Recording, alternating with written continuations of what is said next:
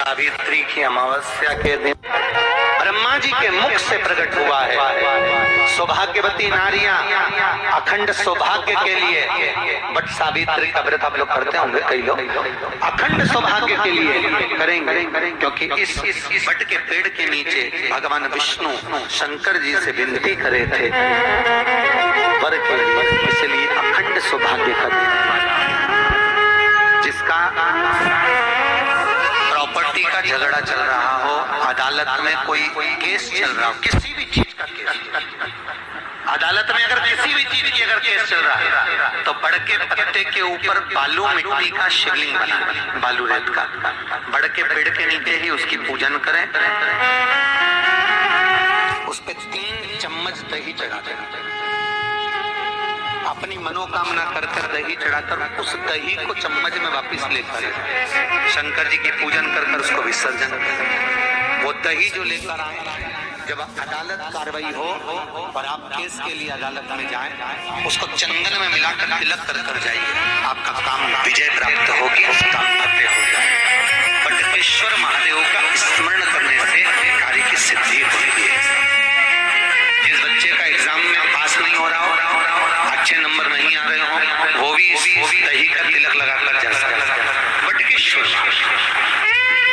ऐसे भगवान शिव विराजमान है। 16 श्रृंगार में नारी के हाथ की चूड़ी का कलर अलग हो सकता है, चूड़ी की डिजाइन अलग हो सकती है, चूड़ी अलग हो सकती है, चूड़ी महंगी सस्ती हो सकती है, मंगलसूत्र की कीमत ऊंची नीची हो सकती है, पांव की बिछुड़ी की कीमत ऊंची नीची हो सकती है, कान के कुंडल की कीमत ऊंची नीची हो सकती है। तुम्हारे शरीर पर जितने जितने 16 श्रृंगार हैं उसकी कीमत ऊंची नीची हो सकती है। केवल मंगलसूत्र की डिजाइन बदल सकती है, नाक की लौंग की डिजाइन बदल सकती है, कान के बुंदे की डिजाइन बदल सकती है, हाथ की चूड़ी की डिजाइन बदल सकती है, पांव की पायल की डिजाइन बदल सकती है। केवल नारी के 16 श्रृंगार में एक श्रृंगार ऐसा है जिसकी कीमत जो पहले थी वही कीमत आज तक है और उसकी डिजाइन आज तक नहीं बदली। वो मांग का सिंदूर है, एक जैसी डिजाइन है और एक जैसी कीमत है।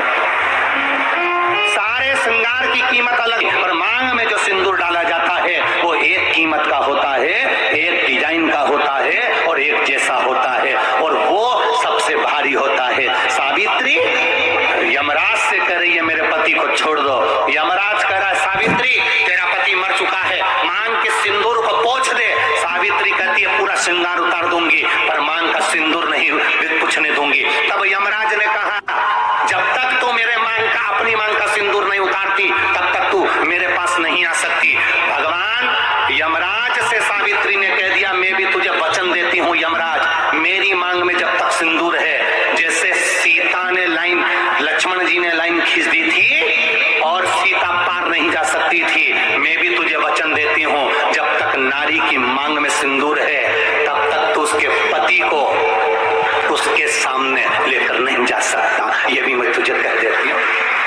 यमराज भैंसे पर सवार होकर सत्यवान को लेकर जा रहा था, सावित्री से वचन पर वचन चल रहे थे, अड़ के पेड़ के नीचे छोड़कर आए। क्या चाहिए तुझको, क्या चाहिए तुझको, क्या दूं मैं तुझको, कुछ मांग ले मुझसे।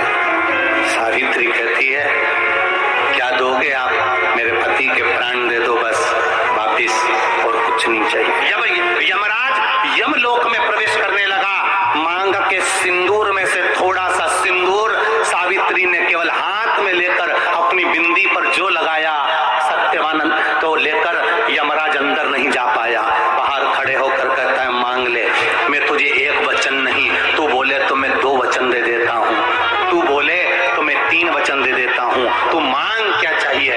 तब सावित्री ने कहा देना चाहते हो, हाँ। अब यमराज को लगा कि लालच में पड़ गई सावित्री, तब कहा पहला वचन दीजिए मेरे अंधे सास ससुर के नेत्र वापिस आ जाएं। यमराज ने कहा तथास्तु। दूसरा वचन दीजिए मेरे सास ससुर अपने पोता पोती का मुख देखें। यमराज ने कह दिया तथास्तु।